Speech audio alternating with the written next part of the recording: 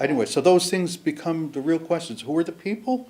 That's another valid question. And the whole idea behind consensus, all right, like the consensus is huge. Everybody says, oh, well, do we have consensus?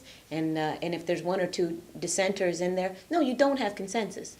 So, I mean, and the thing is, with consensus, it's not, and it's really hard because of I think the amount of people that we have and the amount of different factions or social strata that we have in our community. It's hard to come to a consensus, but if we actually ever do, which would be a huge process, a decision that comes out of something like that would be so unshakable that it would go through.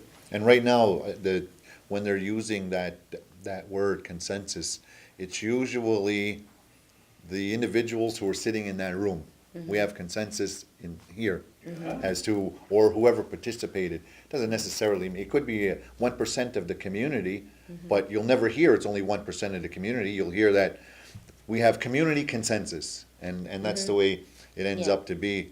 And If we get into definitions of what's consensus, define consensus. Consensus is when everybody agrees. Yeah, Everybody agrees. but the thing is, it's the questions. It's the questions that people don't agree with a lot of those questions. It's written in such a way that you're going to get. It's either black or white. There's no in between. It's not what if. It's not how they pose a question because that's. They almost say that, well, if you're going against it, do you want this or not? If you don't want it, then you're not living in a good society. Example of that. You're making you look like an idiot. The whole question that Mike brings up to mind is the Justice Act. The question that was put out there, do you think that Kahnawake should have its own justice? Well, no. I like it the way it is. Nobody's going to say that. It's unobvious. It's a gimme. Yeah. It's like if you want to get the answer you want. But there's a whole science behind. Absolutely. There is a whole science behind data collection. There's a whole science behind statistical information. For sure. And the thing is and that's not consensus. Yeah. And what we have here is when they talk about democracy. Democracy is different. Is when you're, there's like so many different systems that we need to work with. Just don't candy coat them and don't mask them. Yeah, call a spade a spade. Most people in our least. community, tell me what it is. Yeah. Don't lie to me. Don't tell me something else. Or don't try to disguise it as something else. Don't lead me. Don't lead me somewhere Before we get else. to that point, why don't we say, Mike, I have an issue. I wish we could talk about it. Okay, so we'll do that, and we'll get to that after the break. In a moment. We're going to wrap this up. We'll be off air, and then we'll come back right here on Straight Talk.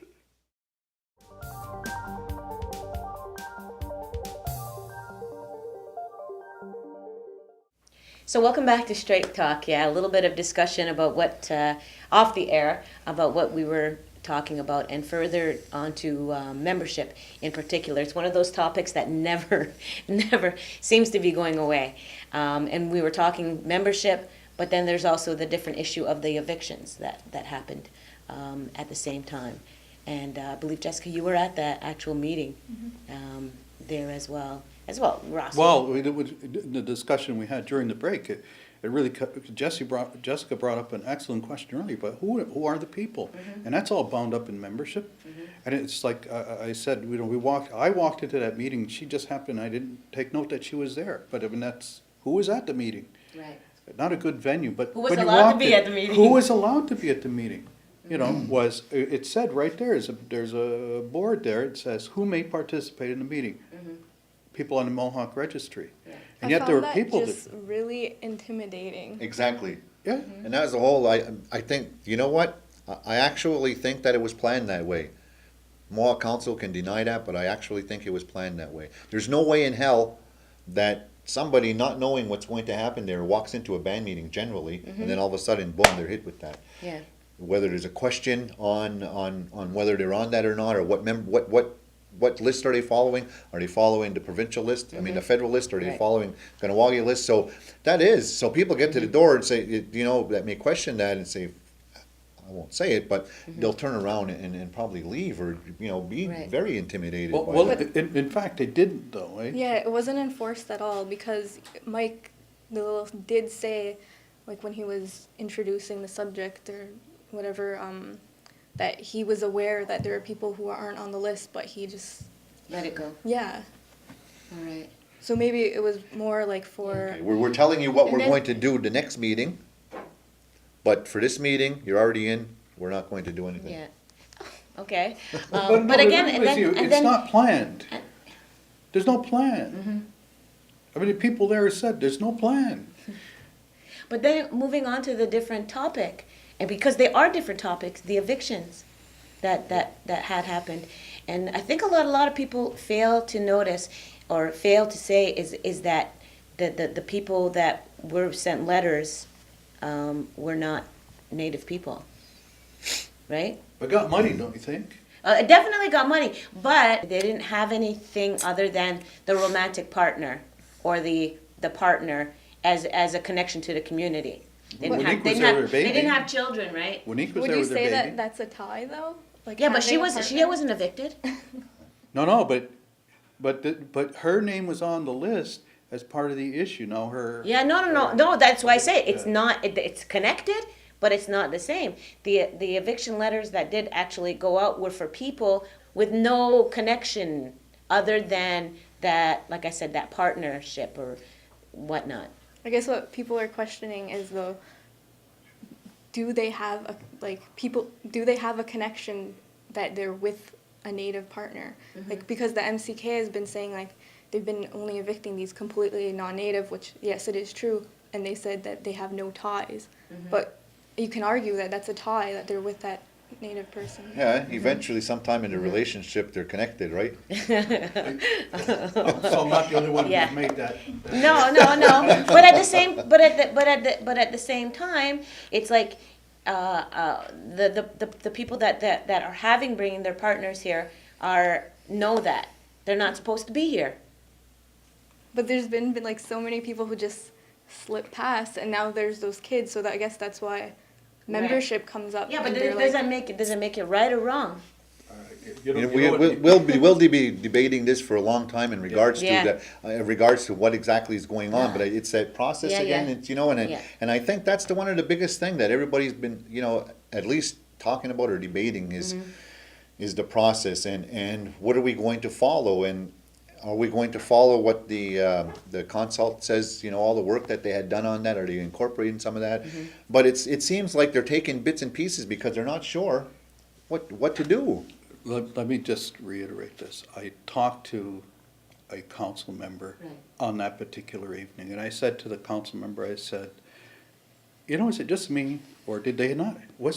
Tell me I'm mistaken, but it seems to me there was no plan Right. when this was done. He said there was no plan. There was no Yeah. plan. There was no Yeah. plan. And all that talk about Plan B and so on, There's no plan. there B. was never There any was no plan, plan. okay? And so now, Plan look, B there is are a two, contraception, there are actually. two issues here. When you talk about the community's decision-making process and the fact that it was used at a community meeting was a hijacking of community members' meetings. And you were told that if you didn't sit at one of those tables, you had no say.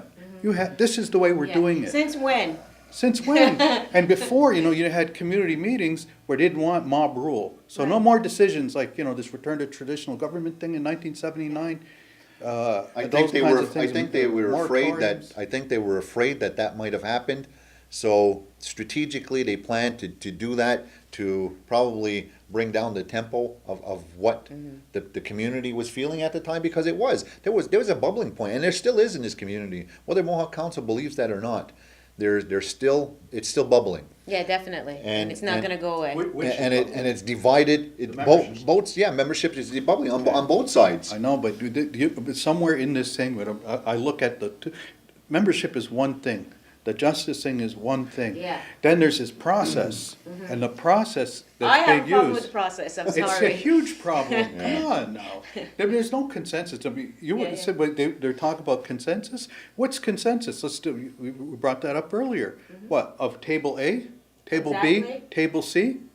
And then you decide you're gonna make a membership, and guess what? Is there ever gonna be consensus? Right. There are And those then if people who are there's never not gonna be consensus, change. because especially when you have somebody saying, well, I want these people from this to be at A, B, and C. So I choose what people are gonna be there and we all know that these people are gonna all come to consensus. Yeah. All right, so maybe they'll come to a consensus, but what about the dissenter that you need to have in there. Traditionally speaking, you need somebody in there that's gonna question every little thing.